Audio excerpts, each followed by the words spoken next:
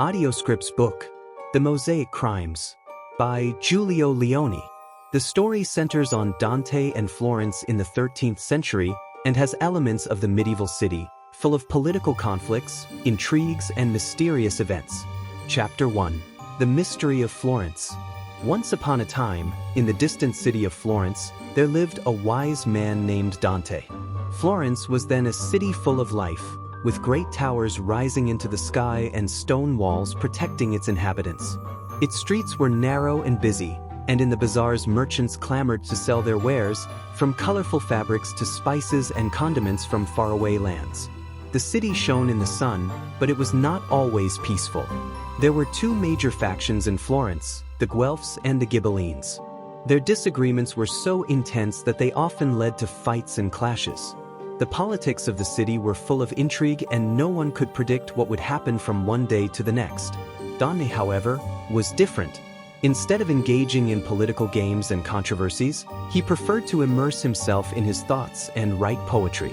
He was known throughout the city for his wisdom and the way he saw the world. He was also one of the city's detectives, which meant he had a lot of responsibility. People respected him for his knowledge and consulted him when difficult decisions had to be made. One night, as Dante sat in his room, furiously writing on a pile of papers, he heard a loud knock at the door. It was the head of the city guard, Barzello, a man with a full face and a serious countenance. Barzello's voice was heavy and full of concern. "Mr. Dante, you must come at once," he said. "Something terrible has happened in the Church of St. Jude. A man has been found dead, and it is no simple murder. It is something very strange. The city needs your help." Dante sighed. Although he would have preferred to stay at home and continue his writing, he knew he could not refuse. He put on his cloak and followed Barzello through the dark, cobbled streets of Florence. The city seemed quiet at night, but the atmosphere was heavy. The buildings loomed darkly around them, and the city guards walked silently in the shadows. When they arrived at the Church of St. Jude, a small group of soldiers were waiting at the entrance, torches in hand. The light from the flames danced on the walls of the old church, casting shadows that seemed to move like ghosts. The church was old and abandoned, with pieces of stone falling here and there, and its windows looked like broken eyes. Once inside, Dante felt a cold wind blow through his clothes. At the back of the room, a figure stood motionless. It was a man, propped up on scaffolding, and it looked as if he was frozen in place. "That's Ambrose," Barzello said quietly. "He was the builder who undertook to restore the church. But someone killed him and covered him with lime. Look at him, standing upright. It's like he's coming back to life, even though he's dead. They killed him standing up." Dante approached cautiously, feeling a numbness run through his body. Ambrose was covered in a hard, white lime that had solidified and held him still. His hands were tied behind his back and his head was facing the floor. His form was so strange that Dante felt there was something metaphysical about the whole scene. Behind Ambrose, on the wall of the church, Dante noticed a half-finished mosaic. It was a work of art, huge and impressive, with the image of an enormous man, made of various precious materials, gold, silver, and iron. The shape of the man was solid, but something was missing. The man seemed ready to move in one direction, but his eyes were looking in another. Dante knew that this mosaic was not just a work of art. It was something far more important. "We need to find out why they killed him," Dante said, looking at Barzello. "This man was not killed just to lose his life. There's something deeper here, something to do with this mosaic." Dante began to think about the possible reasons for Ambrose's murder. He knew that the mosaic was Ambrose's work and that the choice of materials was no accident. Each material, the gold, the silver, the iron, had a symbolism. Perhaps gold represented faith, silver wisdom, and iron strength. But why clay? Clay was imperfect and fragile, as if something was missing from the work. "We must find the reason for this murder," said Dante, determined to solve the mystery. As he walked through the dark corridors of the church, he suddenly heard a whisper behind him. He turned sharply, but saw no one. This place seemed full of secrets, and Dante knew he had to be careful. The next day, Dante went to talk to the craftsmen of the city, people who had worked with Ambrose. He was a great artist, they told him. The mosaic was his dream. He wanted to finish it because he thought it would be a great tourist attraction for Florence. Dante understood that the mosaic concealed something much greater than a simple artistic creation. It was a riddle, and a riddle that needed to be solved. His instincts told him that the truth behind this work could change the course of the city forever. So Dante decided to return to the church and continue his research.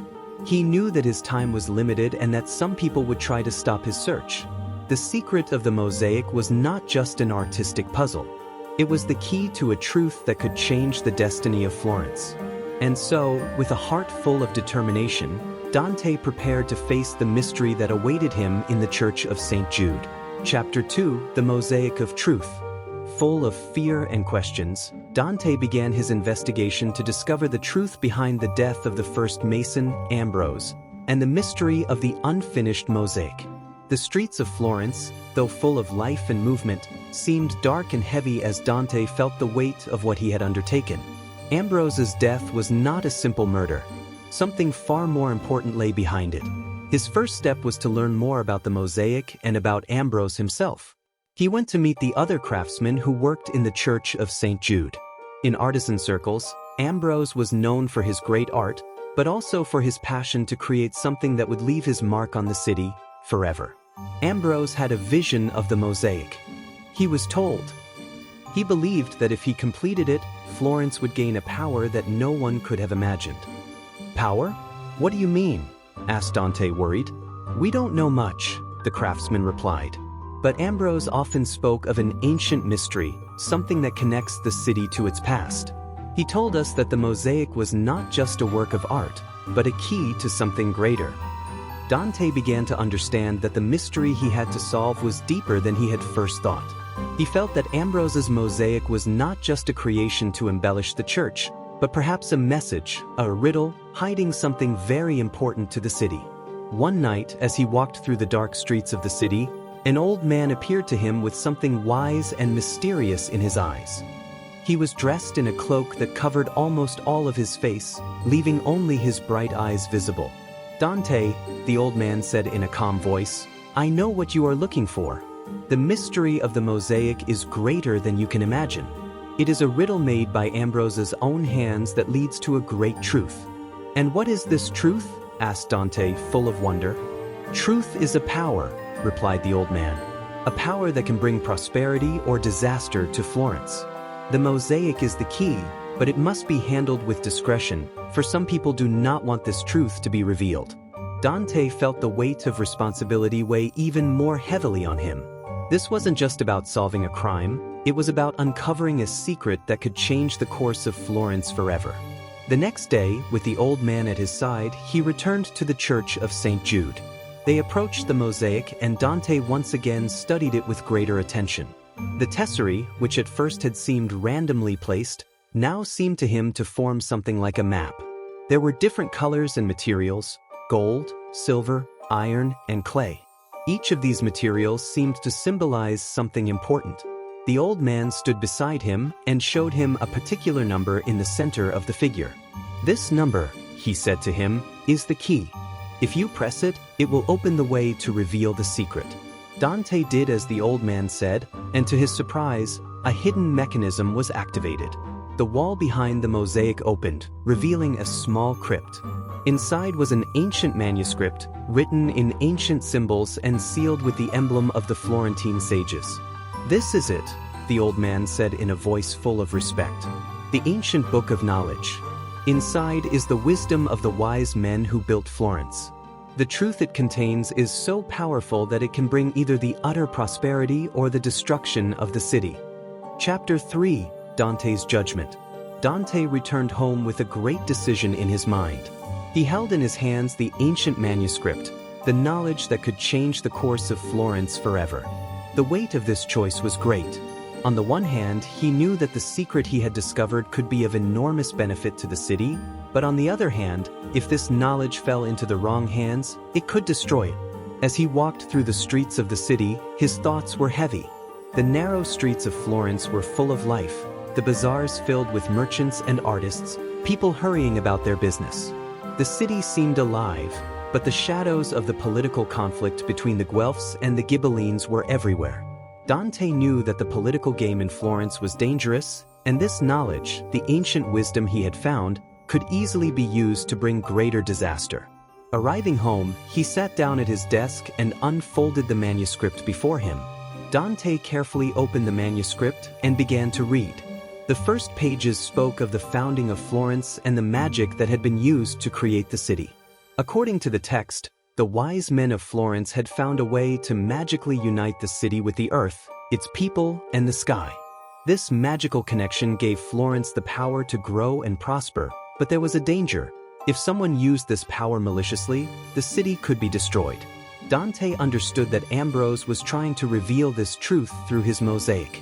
He wanted to show the people of Florence that their city was built on an ancient power that needed to be protected and used properly. But Ambrose's death was no accident. Someone knew the secret and was trying to hide it. The killer feared that if the truth came out, he would lose his power. Dante realized that he had to be very careful how he handled this knowledge. Dante knew he could not make the decision alone. So he decided to talk to the old man who had helped him discover the secret of the mosaic. This old man was wise and knew more about the history of Florence and its secrets than anyone else. The next day, he went to meet him in his little house near the old city walls. The old man greeted her with a calm look and offered her a hot drink. "Dante," the old man said, "I see that you are carrying something heavy. What is troubling you?" "I hold in my hands a secret that could change everything," Dante replied. "But I don't know whether to share it or keep it a secret. I'm afraid that if it were revealed, Florence would be in danger." The old man was silent for a while, pondering Dante's words. He knew well the importance of this decision. "Knowledge, Dante," he said at last, "is like a two-edged sword. It can do great good, but it can also destroy. It always depends on the hands that hold it." Dante looked at the old man doubtfully. "And how do I know which is the right one? Which are the right hands?" The old man smiled faintly. "That is the difficulty of every leader and sage, Dante. No one can know with certainty what the future will bring. But you do know that there are people in this city who truly care about its welfare. If you decide to share that knowledge, you must be sure to entrust it to those who will use it wisely and prudently." Dante pondered the old man's words as he returned to the city. He was right. Knowledge was precious, but also dangerous. The problem was that there were many in Florence who would use that knowledge to their own advantage, to gain more power and authority. In the afternoon, as he walked through the town square, he met a young craftsman. He was a poor boy who had often approached Dante to ask him about art and wisdom. The student looked at him with admiration and respect and said to him, "Dante, I have heard of your work and I would like to learn from you. How can I become so wise and strong one day?" Dante looked at him for a moment and pondered. Knowledge is not to be kept secret, but shared with those who will appreciate it and use it well. Perhaps that was the key. It was not to hide knowledge, but to pass it on to the next generation, so that they would understand and protect it. That night, Dante made up his mind. He returned alone to the Church of St. Jude and stood before the unfinished mosaic of Ambrose. This work was a symbol of Florence, a city full of challenges and possibilities. As he looked at the mosaics glowing in the candlelight, he thought that his city could be great if its people used knowledge wisely. Dante decided to close the crypt behind the mosaic. He would reveal the secret to no one for yet. He knew that Florence was not ready for this knowledge. He would keep it safe, waiting for the moment when the right people were ready to take it on. As the door to the crypt closed, Dante felt a weight lifted from his shoulders. He knew he had made the right choice. The secret would remain safe, hidden until the time was right to reveal it. As he returned home, the city seemed quieter, and the stars above Florence shone brighter than ever. Dante knew that the future was uncertain, but he was prepared to wait, to teach the new generation, and to protect the secret until the city was ready to receive it. And so the secret of the mosaic remained guarded, not forever, but until the day came when the truth could be revealed and the city of Florence could realize the power of knowledge and wisdom. Epilogue. After Dante's decision not to reveal the secret of the mosaic, life in Florence continued with the same intensity and contradictions. The political conflicts between the Guelphs and the Ghibellines intensified, and the city seemed to be constantly on the verge of chaos. Dante held in his hands the power to change the future of the city, but he knew that the revelation of this knowledge could have disastrous consequences if the wrong people found out.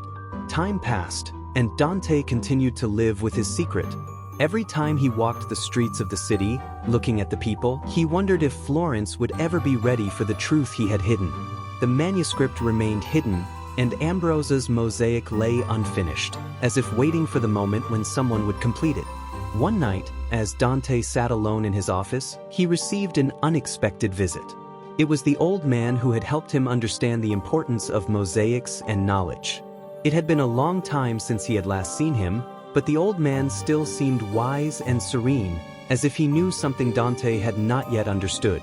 "Dante," the old man said to him, "you made the right decision to hide the secret. But you must know that nothing remains hidden forever. Knowledge always finds a way to come to the surface, and when that moment comes, the city must be ready." Dante looked at him thoughtfully. "Do you think Florence will ever be ready?" he asked him. The old man smiled faintly.